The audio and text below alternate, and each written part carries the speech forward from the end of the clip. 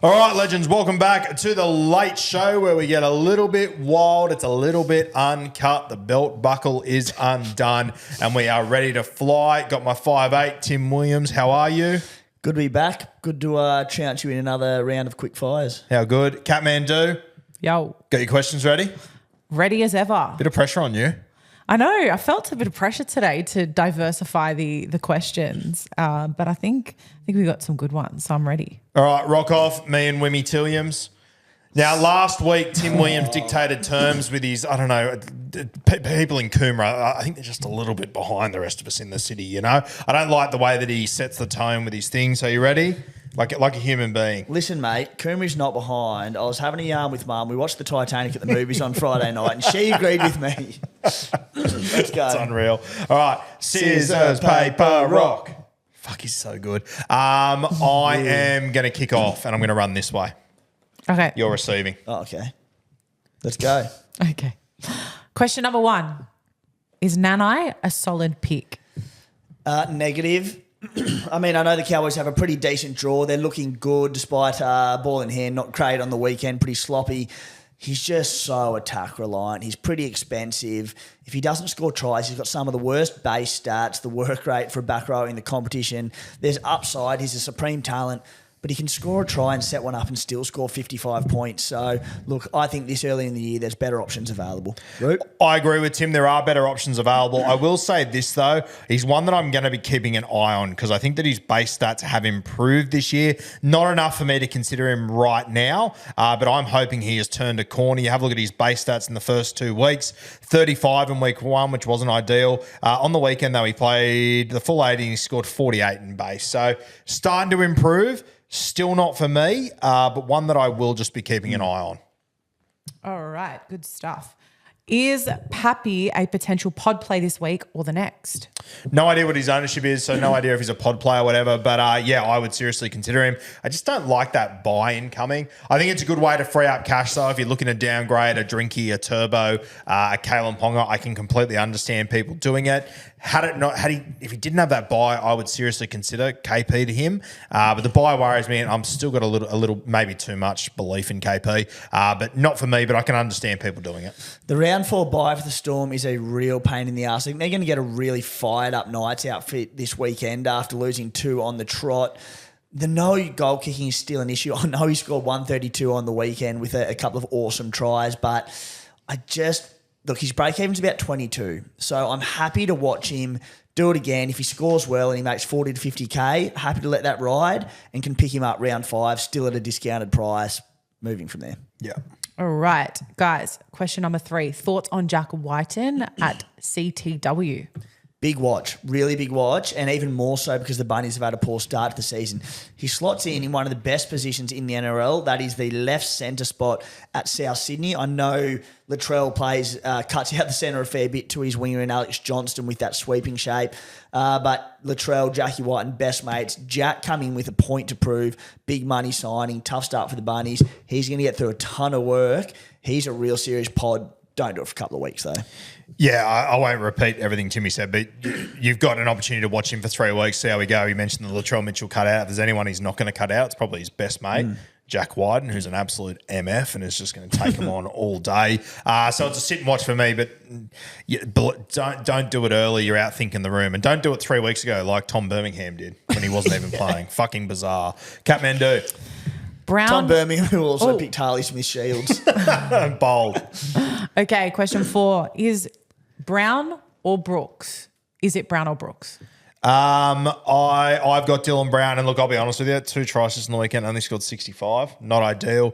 Brooksy looks sensational at the moment. I think they are the only 2 options at 5'8" I want anything to do with. And honestly, I've got Brown.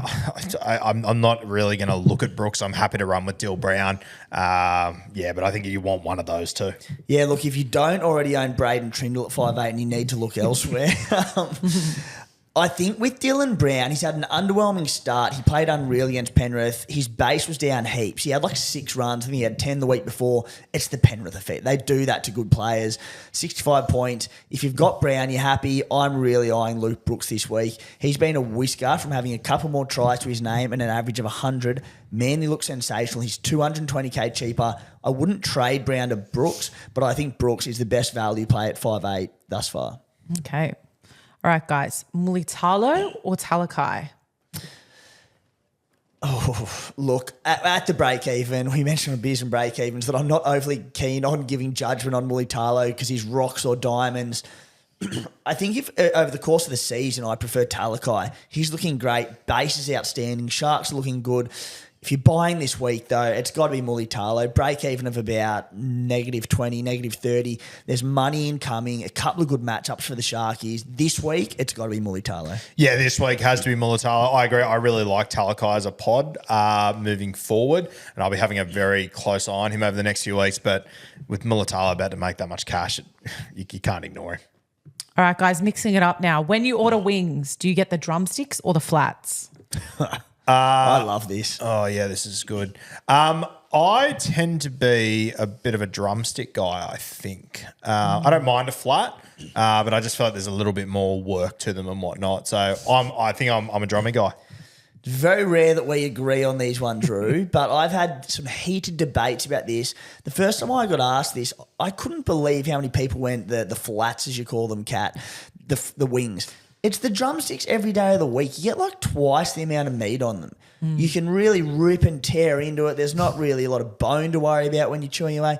The drumsticks are so much better, and I reckon anyone that wants the flats, the wings, have got rocks in their Mate, hands. sorting out a flat and getting all it's a part-time job. I don't have time for that shit. No. Drummy every day of the week. What do you, Kat? I'm a flats. Ugh. Why? And you know what? Because maybe I'm a more advanced eater, but like I've worked out how to eat a flat without it, choking on a bone or something. It's not that bad. There is a way to, isn't it? Like you pull a bone out or you squish them or you kind of you loosen one of them, and then it's a very easy disassemble of the flat. Yeah, I don't believe you. Nah. Okay. Anyway, well, we're not going out for chicken wings. Let's go the final question. This is from Angelo. He said, pod move by going Tino or save the money and go Lindsay Smith. Look, Tino's very expensive at what, 780, 790k, mid-60s in his first game of the season. Titans had the bye. You can get another look at him. Look, you also want him at the front row. I don't think it's worth paying up that much for him this early in the season. Terrell May's tearing it up there. Lindsay Smith, also not convinced. He's about 450k. I know Fisher Harris is out. We don't know how long for, though. I don't like either. Yeah, I don't like either as well. It's a rank question.